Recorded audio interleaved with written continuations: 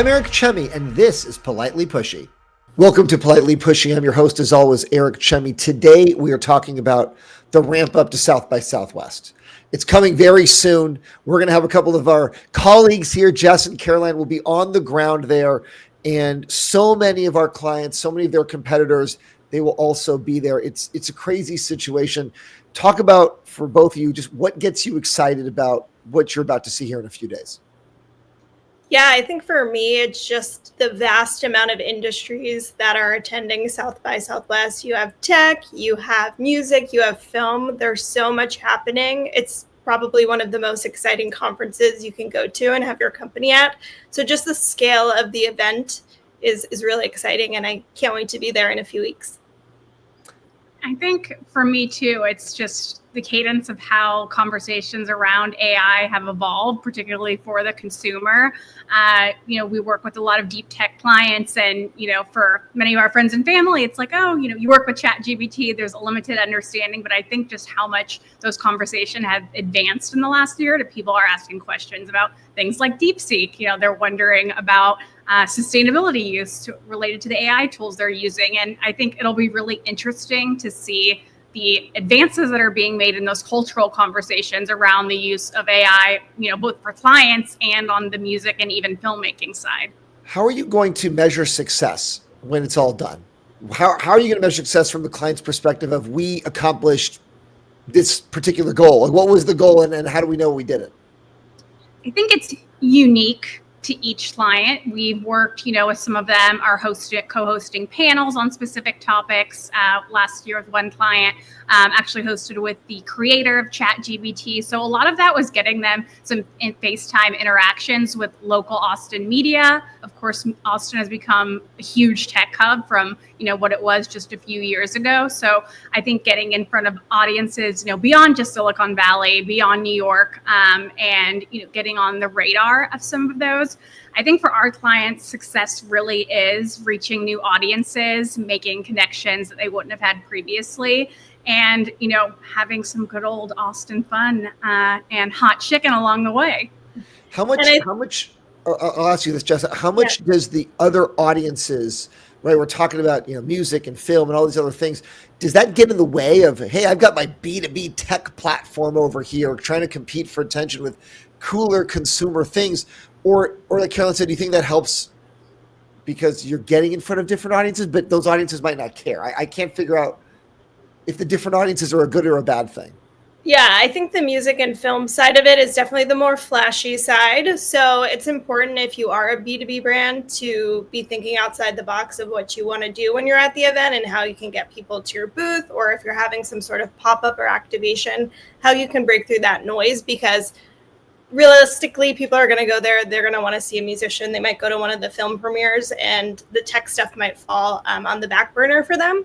So really starting to plan ahead. What are those goals like we were just talking about? Is it getting new customers? Is it talking to a specific media outlet? Is it talking to a certain number of reporters? Really making sure you start planning early and nail down those KPIs so you have months in advance to figure out how you're going to make a roadmap so you can get there, so you're breaking through that noise, so you're appearing exciting alongside some of these celebrities who are there, and making sure that you really make a splash. You mentioned KPIs. What are the examples that you're seeing, or helping companies craft those KPIs? Yeah, I know specifically for clients that we're working with, one of the biggest things is just being able to talk to as many reporters as possible, even if it's 7 a day that come by their booth. That is considered a good number. Again, it depends on the company, but really making those face-to-face connections with journalists that are relevant to their beat, who are then going to remember them and then eventually talk to them or put them in a story, or even perhaps put them in a story about South by Southwest in some form of a recap, could be really great. So a lot of the focus we're seeing is making really meaningful connections with reporters that are going to turn into meaningful stories down the line. I'm glad you mentioned that. How do you think the focus is in terms of balancing media interviews, media connections versus networking versus product demos? Where are you seeing companies prioritize that group? And Caroline can jump to, you two should just start debating with each other, disagreeing. Don't feel like you have to, just answer one at a time on my questions. I'm happy to take a sit back. I mean, I think this is a conference that shows like handing out a brochure isn't going to cut it anymore if you want to, carve out some landscape for yourself at the conference. So I think companies should, have some fun with it. They want to do something that's creative, but the goal of being there, isn't necessarily to get, links back to the website or hand out a number of business cards, but really ensuring that you're telling your brand story, reaching people that you haven't before. I think there's also a much larger time crunch. What we're seeing more and more is that, media are sending reporters maybe for 1 or 2 days of the conference. And so getting, a booked briefing can be tough. So on the flip side, I think it's also equally important to have your virtual assets on hand. If you're doing a panel, you want to have that reporting ready to go. You want to have some of those key takeaways because at the end of the day, you might not get face time with as many media as you anticipate. So I think equally important is to make sure you're able to disseminate those visual assets for stories and get included in those namesake roundups about the conference. Yeah, I agree with that, Caroline. I think one of the biggest mistakes that a lot of companies may make when pitching media for a big event like this is just simply not starting early enough. There's always that mad dash before the event where these reporters' inboxes are going to be completely full of different companies trying to get a meeting. Starting earlier, you might get a response that says, hey, I don't know my schedule yet, and I can't commit to a time and place just yet. But at least you open the door with that conversation and you started a thread with that reporter so you can go back on it and start to nail down a time to meet up with them. And again, don't be afraid to invite a reporter to the new trendy restaurant in Austin for dinner or for a drink. Make it more personal. It doesn't always have to be on the show floor at the booth, but anything that can really just, again, build that personal connection. And like I said, starting early is really key. So we're already too late for that, basically, right? By the time someone's hearing the podcast, starting early was yesterday, last week, last month, last year. Yeah, but that's not to discourage anyone from those last minute pitches. I've secured great on-site conference meetings from the last minute. Hey, I know the conference is 3 days away, but if you're still setting up time, let me know, and you'll get that last rush of people who finally have a better sense of their schedule. And you're going to get emails from reporters while you're on the show floor who just happen to get back to you and say, hey, can you meet at the booth in an hour? And it's being on your phone during that time and making sure you're staying on top of your inbox as well. How much is the shift to influencers now rather than traditional media? Because you're going to get so many of them floating around this conference. How much of the conversation with your clients is, hey, journalist networking, journalist KPIs are great, but I really want to get those TikTokers and the Instagram influencers? I think it's undeniable at this point, what many people consider to be a passing fad of the era of the social influencer is very much here to stay. I know in recent years, like, for example, Alex Earl, who hosts, has a famous TikTok with Get Ready With Me's, Alexandra Cooper, both who are on the Forbes 30 Under 30, are carving out their own unique businesses adjacent to what they're doing on social media. And their brand buying power is bigger than ever. I mean, these are people who one TikTok can sell out an entire company's worth of stock in seconds. And I think that's something investors are much more paying attention to now more than ever. I think in the era of Gen Z particularly, there is this desire for more authentic content, right? People don't necessarily want to buy, what a NBA player is buying. They want to see someone that looks like them, has similar experiences, and are giving them raw content of their experiences with the brand beyond just kind of the marketing jargon that may have worked, in years past. Agree. And there are a lot of panels this year focused on the creator economy and how brands, especially B2B brands, can work with creators. We're seeing that more and more. It's a topic of discussion on site. It's very relevant. It's going to continue being relevant. So it's always important when you're setting those goals early for your companies to figure out where influencers may fit into the strategy. Based on your experience in the past, obviously, because we haven't done this year's conference yet, and other conferences are similar enough, where do companies go wrong in terms of their whole conference strategy was a debacle? Where have you seen at the end of a conference where you thought, wow, they really missed the ball on trying to accomplish what they were trying to do?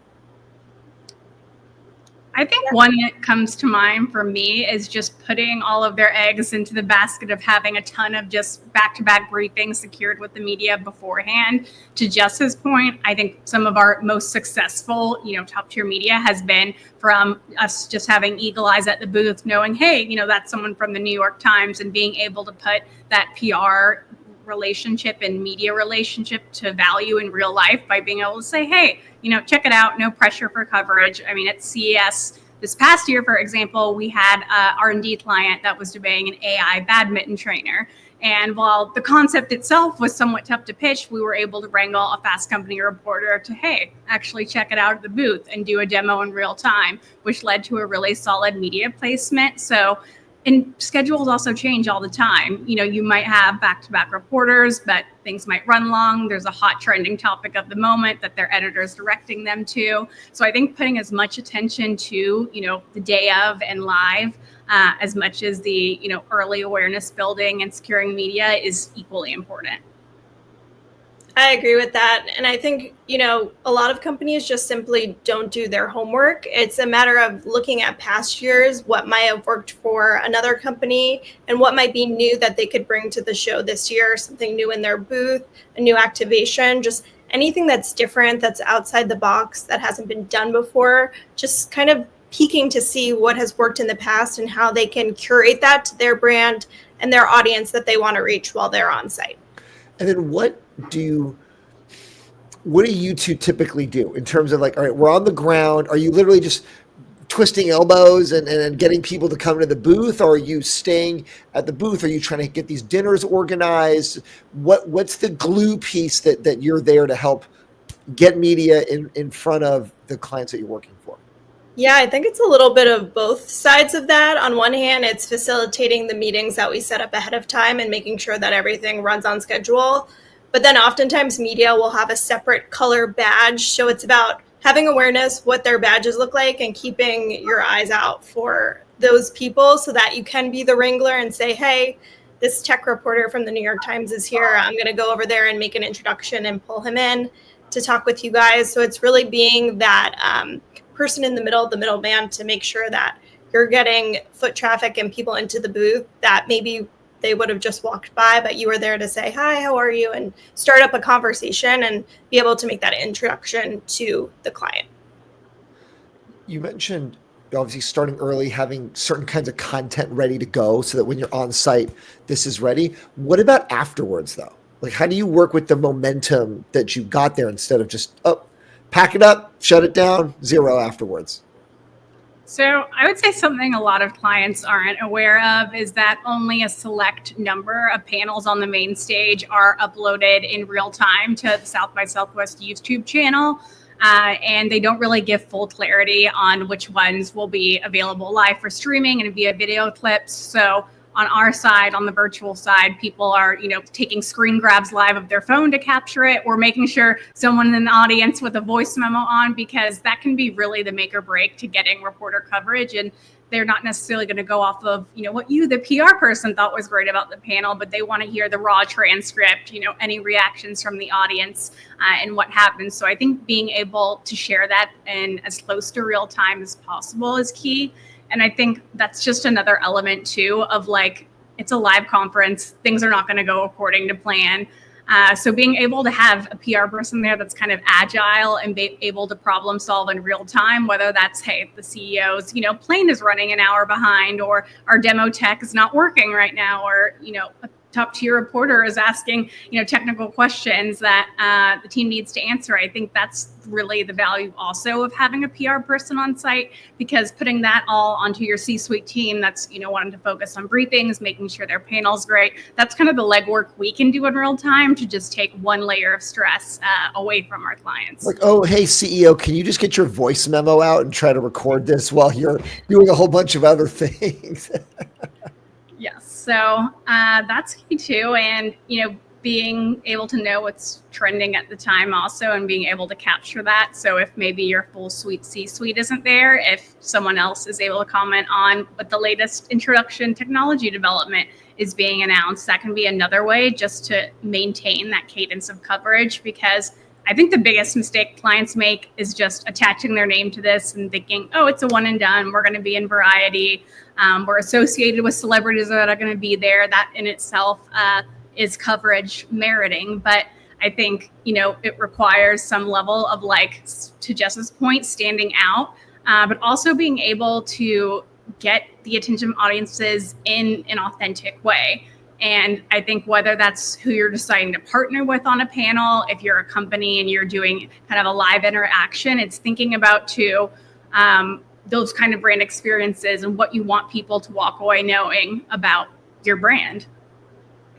You were nodding, Jess. You were nodding when she said watching the trends. What were you thinking about at that moment?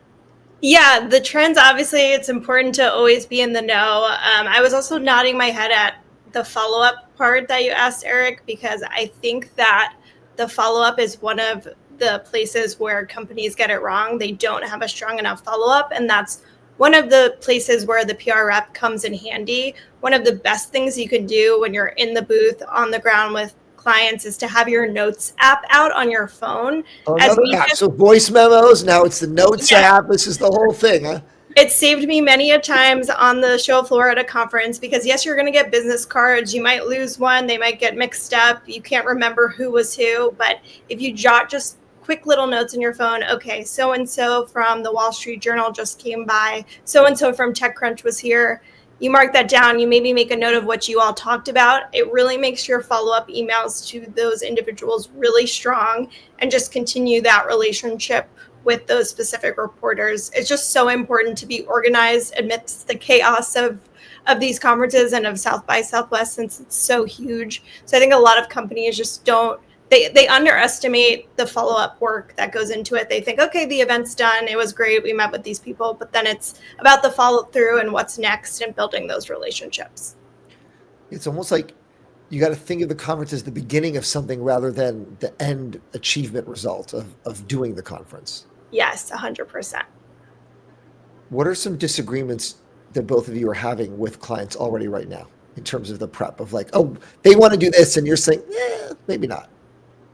I think clients tend to make a mistake to just carve out a very nuanced niche lane of what they specifically want to speak to. And, I think that can miss out on a lot of great connections with reporters. Maybe it's not the new AI workplace product you're launching. That's not going to be, the theme of the conversation, but being able to speak about what's happening overall in your industry. What trends are you seeing among customers? How is economic policies and what's going on in the world impacting your day-to-day? Because the media are looking for those larger stories. In most cases, it's not going to be a straight pay-for-play of what your newest product is, but how you fit into the larger landscape, what you're doing differently, how you're reacting to market trends, and how you've created solutions that essentially help with all of the above.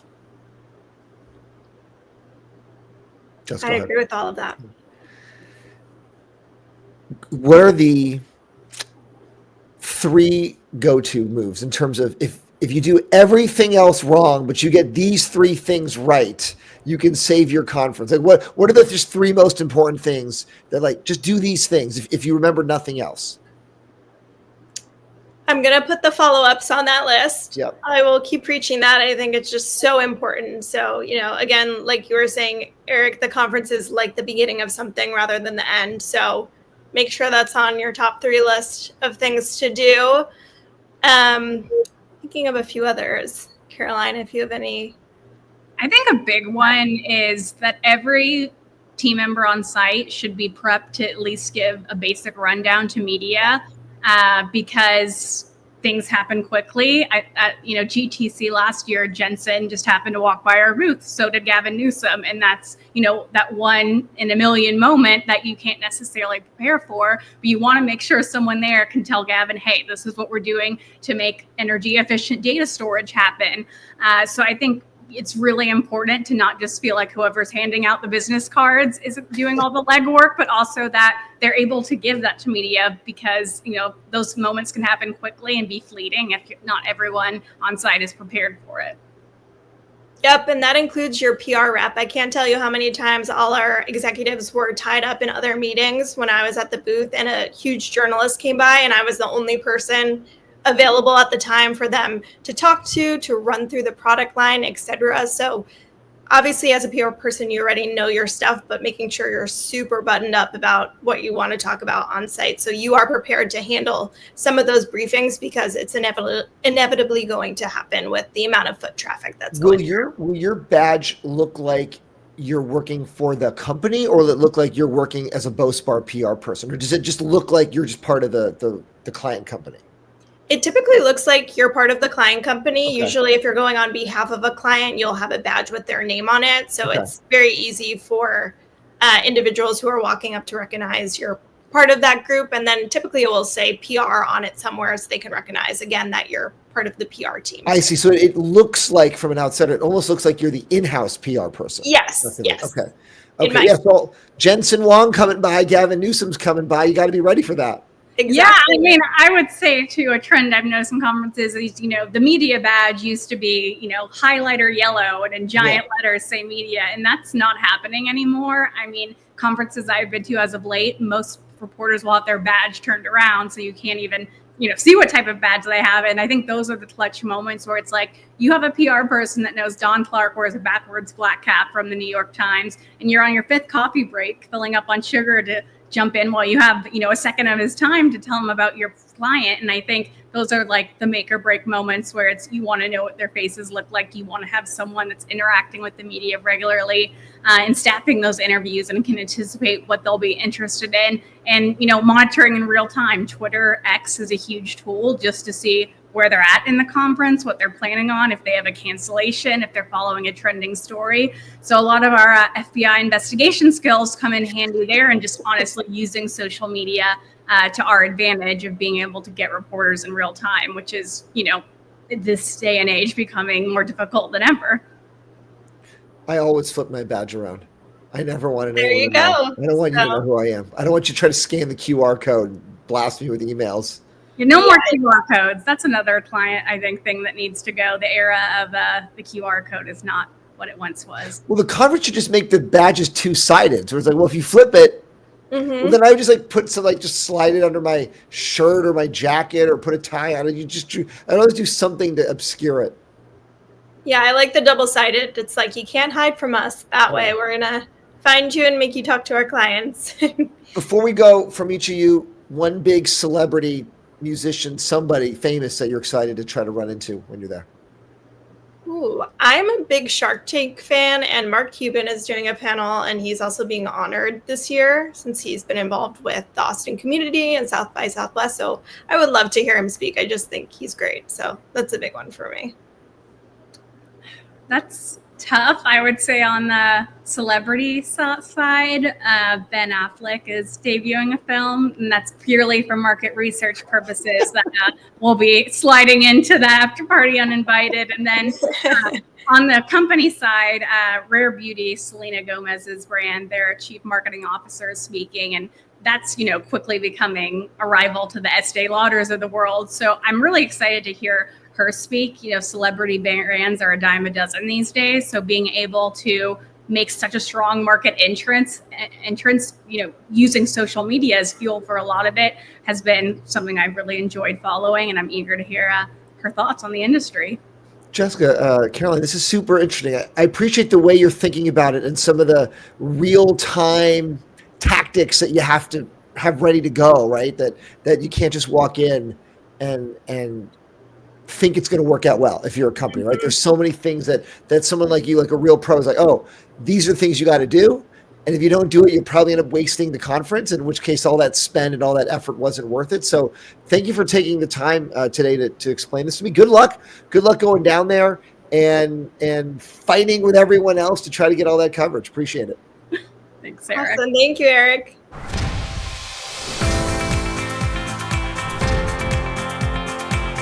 Thank you to my guest, and thanks for listening. Subscribe to get the latest episodes each week, and we'll see you next time.